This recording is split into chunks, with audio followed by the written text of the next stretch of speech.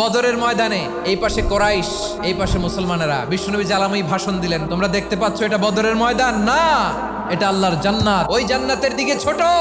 বিশ্বনবীর কথা শোনা মাত্র সাইয়েদনা উমাইর ইবনুল হুমাম বললেন বাখ বাখ, মানে চমৎকার। বিশ্বনবী বললেন মা ইয়াহমিলুকা আলা কওলিকা বাখ বাখ ইয়া উমাইর, আমার এই কথা শুনে তুমি কেন বললা বাখ বাখ? ইয়া রাসূলুল্লাহ, আপনার এই কথা শুনে আমি বড্ড খুশি হয়েছি, আর আমি প্রত্যাশা করছি আমি যদি ওই জান্নাতের মালিক হতে পারি তাহলে কতই না ভালো হতো। সুবহানাল্লাহ বলেন। বিশ্বনবী বললেন উমাইর আনতা মিন আহলিহা, তুমি ওই জান্নাতের অধিবাসী, তুমি জান্নাতি। উমাইর চিন্তা করলেন আমি জান্নাতি, নবীর মুখ দিয়ে যখন বেরোইছে ওই জান্নাতে তো আমার ঢুকতেই হবে, কিন্তু হাতে 3টা খেজুর খেয়ে যদি জেহাদের ময়দানে যাই তাহলে জান্নাতে যেতে তো দেরি হয়ে যাবে।